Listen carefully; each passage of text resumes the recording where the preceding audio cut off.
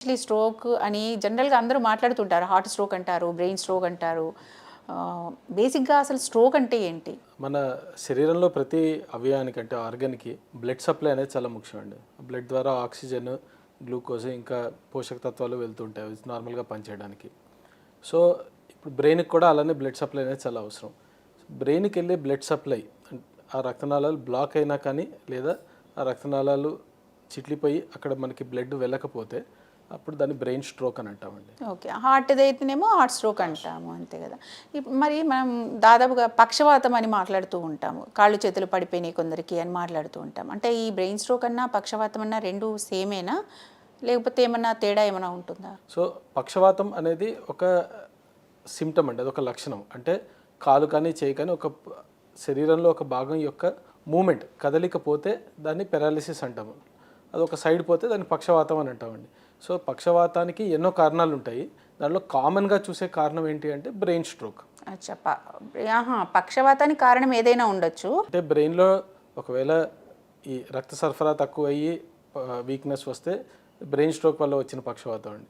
లేదా మనకి బ్రెయిన్ ట్యూమర్ల వల్ల రావచ్చు, బ్రెయిన్లో వేరే కారణాలు ఇన్ఫెక్షన్స్ వల్ల కూడా రావచ్చు. ఒక వీక్నెస్ అనే దాన్ని పెరాలిసిస్ అనేది మనకి ఒక రోగం యొక్క లక్షణం. దాని అండర్లయింగ్ కాజ్ రకరకాలుగా ఉండొచ్చు. కామన్గా చూసేది మనము బ్రెయిన్ స్ట్రోక్ అంటాము.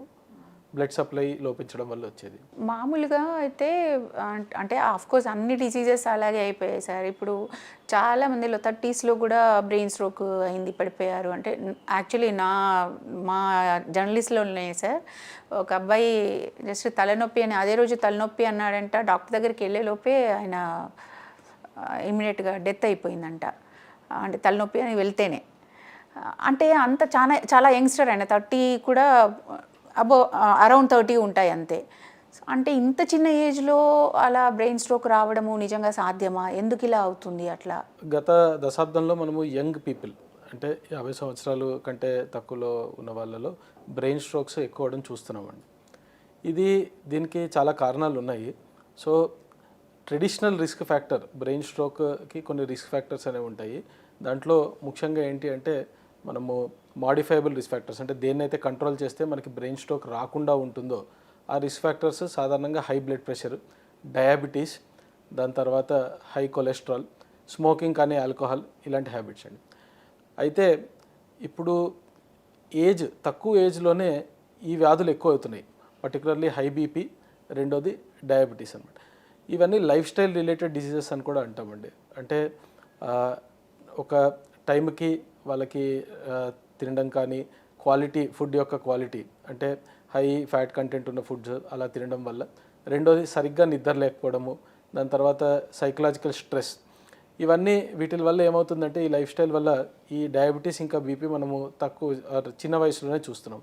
ఇందువల్ల వాస్కులర్ కాంప్లికేషన్స్ అంటే బ్రెయిన్ స్ట్రోక్ యొక్క ఇన్సిడెంట్స్ కూడా పెరగడం అనేది మనం చూస్తున్నాము.